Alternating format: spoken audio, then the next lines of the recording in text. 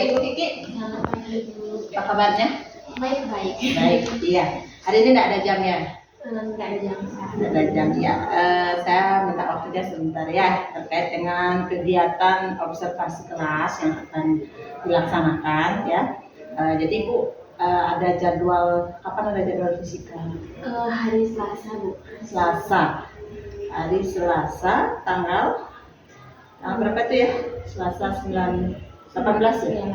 Selasa ya, 18 April ya. Jadi jam berapa? Jam 7.08. 7.08. Jam terakhir di kelas apa? 11 MIPA. 11 MIPA 4. Oh, Ibu ngajar di kelas berapa saja? Kelas 11 MIPA 4, 1, 2 sama bahasa. Sama bahasa. Mapelnya? Misalnya fisika. Fisika. Ada lagi mapelnya? Prakarya. Oh, prakarya. Iya. Baik Bu Kiki, untuk kegiatan observasi ini, jadi sebelum kita melaksanakan observasi, kita bincang-bincang dulu sejenak ya terkait dengan proses pembelajaran yang akan Bu Kiki lakukan di kelas. Saya ingin nanya dulu, materinya apa nanti di hari Selasa? Saya memakai gejala pemanasan global. Gejala pemanasan global ya. Oke. Waktunya 4 kali pertemuan. 4 kali pertemuan. 45 menit. 45 menit.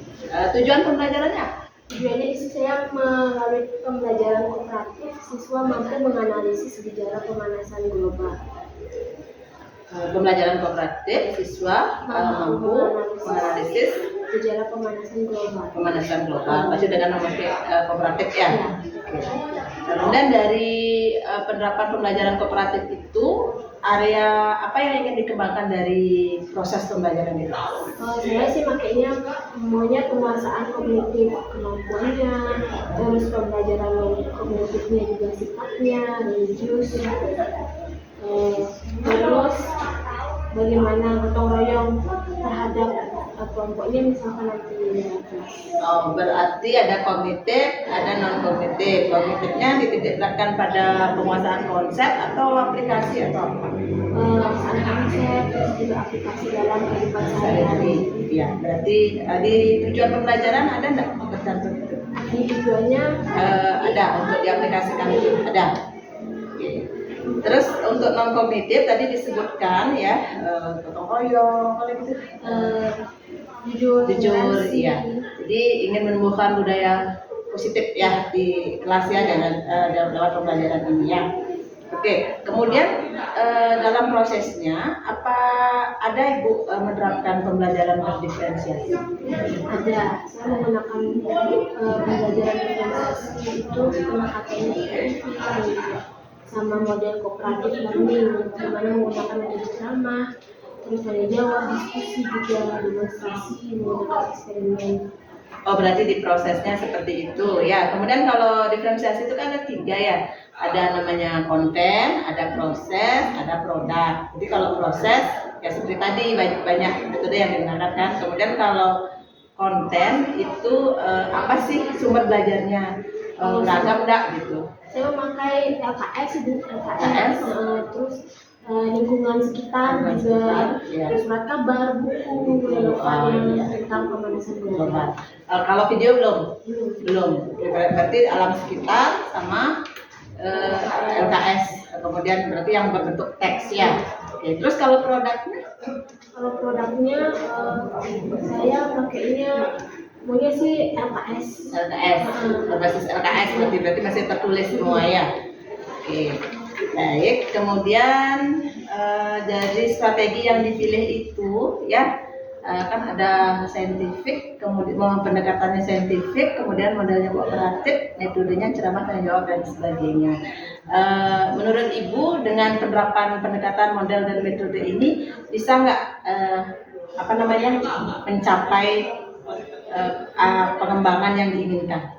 Kan tadi penguasaan konsep, kemudian budaya positif kan, kemudian diferensiasi juga bisa. Dalam prosesnya Ibu sering nggak melakukan ice breaking? Saya sih sering, soalnya kan itu jam terakhir. Oh iya, jam terakhir ya. Pasti siswanya mengantuk. Mengantuk. Nah, saya biasanya pakai ice breaking. Biasanya saya juga menggunakan Video. ya, video pembelajaran, menggunakan media lah. Media dalam Poin, proses ya, biar tidak mengantuk. ya. Nah, cuma ini di RPP ya kan belum tercantum pemberian ice breaking-nya. Ya, sebenarnya nanti kalau di RPP cantumkan itu karena itu adalah masuk ke bagian pembelajaran KSI namanya. Itu peningkatan kompetensi sosial emosional. Jadi fokus, biar semangat itu kan bagian dari emosi anak-anak didik kita gitu. Jadi di RPP dilengkapi dengan itu. Ya, kemudian ini juga karena sudah melakukan diferensiasi walaupun belum semua diferensiasi dilakukan, nanti ditambah lagi ya, misalkan video, kemudian yang tidak hanya teks saja. Ya, ada video dalam video, ya itu akan lebih menarik rasanya kalau di sini. Mungkin seperti itu siswanya akan lebih fokus. Iya. Karena mempengaruhi itu, media pembelajaran sangat mempengaruhi kefokusan siswa. Cuma kita harus bisa membedakan durasi video yang terlalu lama, karena kadang-kadang anak-anak fokusnya ke videonya, isi videonya, ya nggak? Ya, itu dah. Oke, Bu Kiki, itu saja yang saya tanyakan di kegiatan pra-observasi ini. Nanti kita bertemu lagi di kelas saat jadwalnya di hari Selasa ya, tanggal 18 April 2023. Ya, terima kasih Bu Kiki ya. Selamat pagi. Selamat pagi.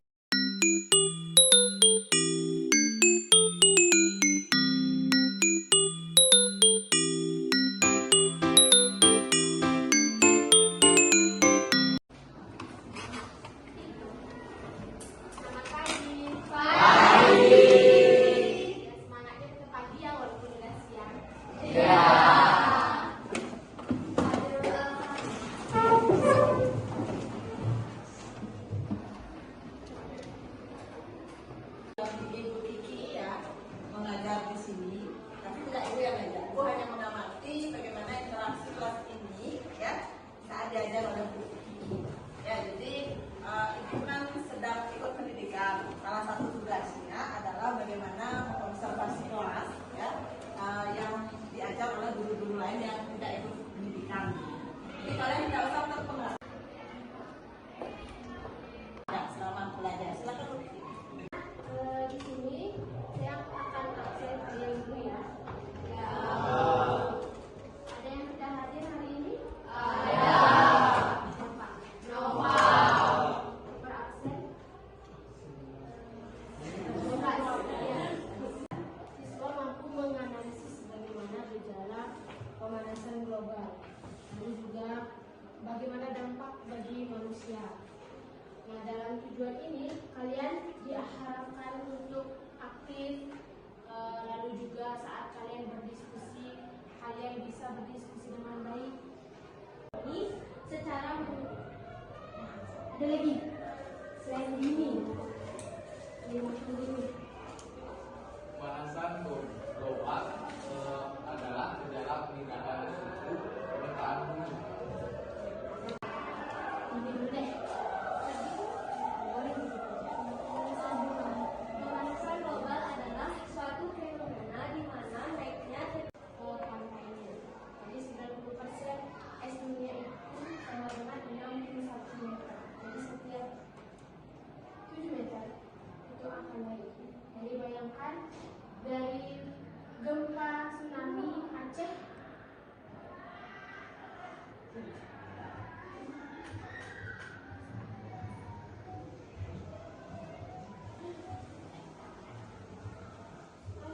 Tepuk 2 kali.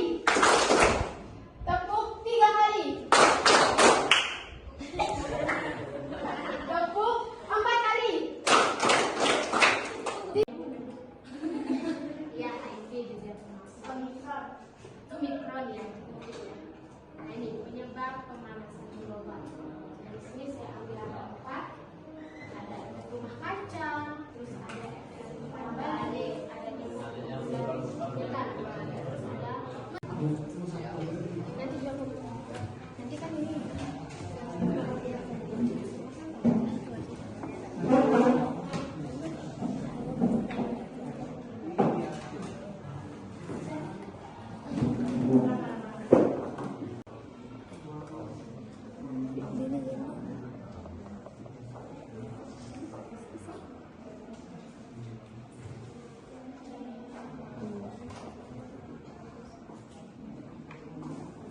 2 kali. Tepuk 3 kali.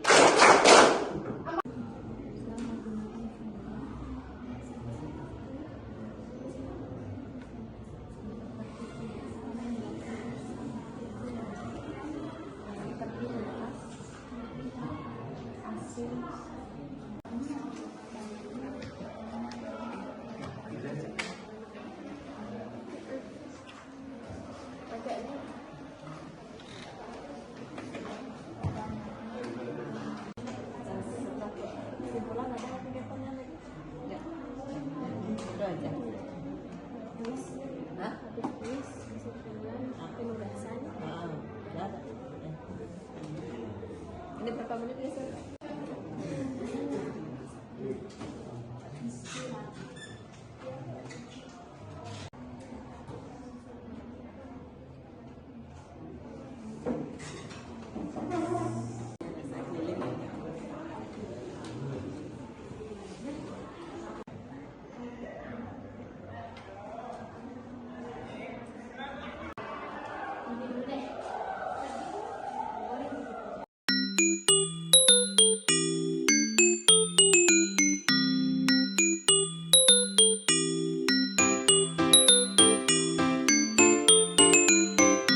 Apa kabar Bu Kiki? Baik-baik. Baik ya. Begini Bu Kiki, jadi sesuai dengan yang pernah kita diskusikan waktu pertemuan kita terakhir, bahwa ada kelanjutan dari tahap observasi setelah saya observasi ke kelas, yaitu ada namanya supervisi di pasca observasi. Ya, jadi kita akan membahas sedikit tentang proses, kendala, apa yang harus bisa dilakukan saat hasil pengamatan di kelas observasi kemarin. Ya, jadi kita akan ketemu tanggal berapa itu? Selasa 18 April 2023 di kelas 11 ya. Jam terakhir waktu itu dengan materi pemanasan global. Ya. Nah, jadi dari hasil observasi itu ada beberapa catatan yang saya rekam dalam proses observe yang saya sesuaikan dengan waktu kita pra observasi. Jadi waktu pra observasi itu kan ada area pengembangan yang tidak dicapai, yaitu penguasaan aspek kognitif, penguasaan aspek non kognitifnya, kemudian tentang pembelajaran berdiferensiasi, kan itu aspek pengembangan yang ingin dicapai. Nah, kemudian saat proses observasi kan Ibu sudah mengajar, saya juga sudah lihat.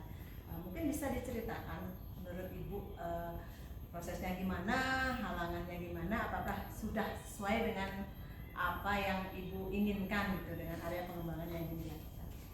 Kemarin sih dalam baru mulai pembelajaran perangkatnya yang kurang tepat, siap, ya? Kurang siap, Siap, ya. Kesiapannya kurang karena waktunya jadinya terbuang Terpotong banyak, untuk persiapan alat itu, alatnya. Saya salahnya tidak mencoba dulu sebelum pembelajaran dimulai. Iya. Oh, berarti masalah kesiapan Iya, perangkat, ya. Waktu sebelumnya pernah ada kejadian seperti itu? Kadang-kadang karena LCD-nya dia bermasalah. Oh gitu, jadi terhambat. Iya, terhambat. Nah, terus kalau halangannya seperti itu, apa langkah yang akan Ibu lakukan biar kedepannya tidak seperti itu lagi? Mungkin saya bisa berikan siswanya materi dulu sebelumnya dalam WA atau mereka nyari di YouTube dulu, saya kasih dulu linknya biar siswanya belajar dulu. Terus sebelumnya juga saya mempersiapkan dulu yang mana LCD yang cocok untuk laptop saya gitu ya. Jadi persiapan alatnya lebih gini dulu, iya. ya, lebih detail dulu, biar karena kadang-kadang gitu kan tidak semua LCD bisa support laptop kita gitu, biar tidak menyita waktu.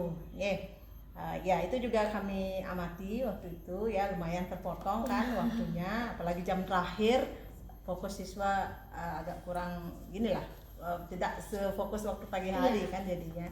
Oke, itu untuk alat. Kemudian masalah diferensiasi, ya kita kan maunya waktu pra observe kita ingin mengembangkan pembelajaran berdiferensiasi, ditambah atau dikembangkan lagi.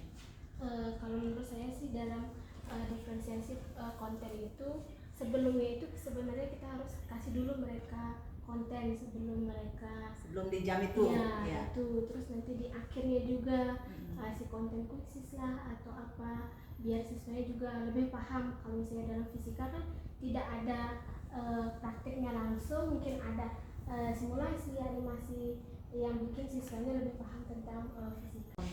Konten cetak, video dan lain sebagainya tidak di hari H dikasih, jadi sebelumnya dikasih gitu menurut Ibu. Ya. Oke, itu bisa menjadi salah satu cara untuk mendiferensiasi konten. Nah, kemudian untuk kita tahu siapa yang lebih membutuhkan konten cetak, konten video, itulah sebelumnya mestinya ada namanya tes diagnostik non kognitif. Tetapi biasanya kita di sekolah ini kan programnya tes diagnostik non kognitif itu general di awal pembelajaran ya. Jadi Ibu pernah melakukan itu? Oh, pernah berarti kan? Awal pertama kali ini. Ya. Nah, kecenderungan kelas itu ya, istilah tidak ada kinestetika, nggak ada praktik kemudian ya. Oke, nanti bisa dirancang Bu Kiki, walaupun materinya tidak dipraktikkan, gaya belajar itu bisa diakomodir ya. Nah, apa caranya untuk mengakomodir itu? Ada satu diferensiasi yang kurang ya, kan ada konten, proses, dari satu diferensiasi produk namanya ya. Di produk itulah mereka bisa menyalurkan gaya belajar kinestetiknya.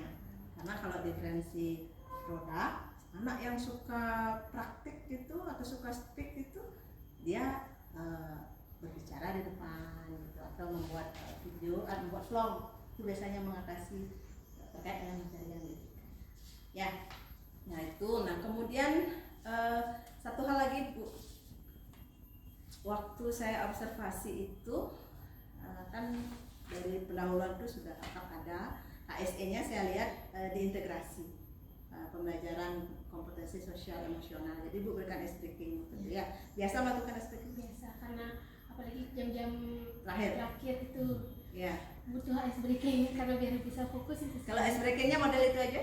Enggak banyak sih. Banyak. Ya. Selain itu apa pernah itu?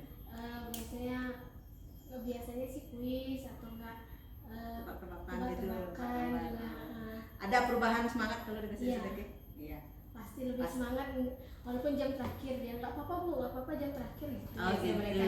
Oh ya, berarti sangat berpengaruh ya, pemberian. Nah itu kalau di pembelajaran di Merdeka Belajar ya, itu masuk ke konsep KSE ya. Jadi kita memperhatikan kondisi sosial emosional anak-anak. Kalau nggak fokus, buat sesuatu biar fokus dulu gitu. Ya, itu tidak hanya mesti dengan game, dengan ini banyak kok. Di awal pun bisa dilakukan. Itu misalkan kasih meditasi, kasih motivasi. Nah, kita kan di YouTube tuh banyak sekali modal-modal seperti itu lewat video ya. Nah, itu bisa nanti ditambahkan ya. Tapi Bu sudah bagus tuh, tengah-tengah diberikan ice breaking, baru semangat lagi setelah mereka mungkin harap-harap cemas ya, waktunya kepotong gara-gara alatnya nggak siap waktu itu. Satu lagi nih tentang gini, saya nggak tahu kalau dalam sehari-hari atau sebelumnya, kalau pas saya tidak observe lah, kalau pas ada jalur fisika Akan dia telat itu harus gimana? Jadi tentang kebiasaan budaya positifnya diatur di sini di kesempatan kelas. Oh ya, berarti sudah kan. Jadi kalau saya lihat dari aspek dan yang akan diberikan itu semua sudah masuk sih ya. Penguasaan konsepnya sudah ada. Kemarin langsung saya lihat anak-anak sudah istilahnya siapan belajarnya bagus. Mereka tahu ya apa itu pemanasan global, langsung tahu kan. Kemudian budaya positif sudah terlihat juga dilatih dari kesepakatannya. Kemudian pembelajaran diferensiasinya cuma itu aja ya, diferensi produknya nanti di sini ya. Kemudian strategi kooperatif juga sudah dilaksanakan, sistem kerja kelompoknya ya. Baik Bu Kiki, itu untuk hasil gininya. Nah kira-kira menurut Ibu dengan proses seperti itu yang sudah Ibu lakukan di kelas, apa hal lain yang ingin dikembangkan dari dalam diri? Kalau saya itu sih bagaimana proses mengajarnya nanti, persiapannya, terus medianya itu harus bagaimana biar tahu. Apalagi yang Ibu tadi bilang harus ada produk, kan baru juga saya mikir oh iya kalau fisika itu harus ada produknya juga. Apalagi kan labnya juga hanya satu, terus digunakan bergiliran. Gurunya ada tiga kan, jadi harus bergiliran memakai labnya. Jadi gimana caranya kita membuat alat biar siswanya juga bisa menggunakan alat tersebut di kelas. Terus caranya juga bagaimana, seperti itu sih. Berarti titik beratnya itu di untuk diferensiasi produk. Berarti ya akan mengembangkan diri agar bisa mendiferensiasi produk yang bisa berguna untuk pembelajaran fisika secara umum ya, tidak hanya pada materi pemrosesan global, Bu ya. Iya. Oke, ada lagi yang lain selain itu? Itu saja sih, sama gini sih, dalam prosesnya kan Ibu tadi bilang di sebelum pembelajaran itu kan menggunakan Flipped learning, ya, modal flipped learning. ya, itu juga kan saya juga dulu pernah menggunakan itu. Sekarang juga mungkin akan aktif lagi menggunakan, kan zaman dulu COVID kita Ya, menggunakan kita kan pakai itu kan Nah, waktu zaman COVID. sekarang mungkin lebih bisa, apalagi kan siswa juga mau membawa HP sendiri. Iya. Nah, dari sana juga kita bisa memakai flip classroom-nya untuk menggunakan media pembelajaran yang diberikan. Iya, itu tantangan kita, Bu, sebagai guru fisika, gimana mengemas pembelajaran jadi menarik ya. Jadi yang kita tekankan di sana di proses. Prosesnya menarik, membuat siswanya semangat, pasti hasilnya Iya. ya. Soalnya kan dibilangnya gitu, fisika itu Iya, susah. Bagaimana biar konteksnya itu berkurang begitu. Stigma bahwa fisika itu susah dan itulah perjuangan berat seorang guru fisika ya. Jadi nanti kalau sudah semakin sering kita menerapkan dasar-dasar pendidikannya KHD ya namanya, nanti saya berikan materinya, saya yakin bisa merubah itu ya. Dan soalnya saya sudah membuktikannya di kelas 12 MIPA, jadi pasti bisa ya. Bu Kiki masih muda, masih banyak kesempatan belajar. Oke, berarti fokusnya nanti adalah untuk melatih untuk diferensiasi produk, kemudian strategi ya, makanya kita terapin strategi Flipped, dua hal itu ya. Iya. Baik, terima kasih Bu Kiki untuk hasil umpan baliknya sekarang ya. Itu umpan balik untuk diri sendiri, untuk saya juga ya. Semoga kedepannya apa tujuan Bu Kiki untuk itu, terutama pengembangan diri itu, dua aspek itu bisa terpenuhi, dan yang belum saat saat kita observasi itu bisa diperbaiki dilengkapi di pertemuan ya. Gimana rasanya kalau setelah diajak bincang-bincang? Ya, jadi lebih tahu lagi, Bu, oh gini ya caranya ngajar yang lebih. Kan saya juga baru mengajar biar tahu apa sih solusinya biar siswanya nggak bingung belajar fisika. Kan banyak rumus terutama. Bingung nomor 2, yang pertama harus kita singkirkan takut. Iya, takut, gitu ya. takut. Cemas duluan kalau udah dapet fisika ya. Kalau udah fisika tuh biar hilang itu stigmanya itu, biar dia fisika itu susah. Itu pertama yang rumusnya banyak sekali, Bu. Jadi caranya itu bahwa biar gimana sih stigmanya fisika itu nggak susah, terus nggak takut juga belajar fisika. Oke, Gitu, ya. Bu. Jadi kita memang berperan besar cara guru ngajar atau menciptakan suasana belajar di kelas yang nyaman, yang menyenangkan, itu sangat mempengaruhi apakah anak itu akan nyaman dan belajar, apalagi mapel sulit ya. Fisika bukan sulit sih sebenarnya, kadang kena stigma mapel bidang kita itu mapel yang susah gitu, ribet dan lain sebagainya ya. Oke, mudah-mudahan berhasil Bu Kiki, kita tetap belajar sama-sama. Saya juga masih terus belajar, biar artinya sudah berhasil merubah stigma anak-anak kelas 12, belum tentu yang kelas 12 ini akan berhasil gitu. Jadi tantangan kita bersama untuk terus belajar ya. Baik Bu Kiki, terima kasih banyak untuk waktunya hari ini. Nanti kita cari waktu untuk bincang-bincang lain untuk topik yang lain, sehingga wawasan kita semakin menambah. Tidak hanya Ibu, saya juga. Ya, oke, terima kasih untuk hari ini. Kita akhiri sesi bincang-bincang kita hari ini. Ya.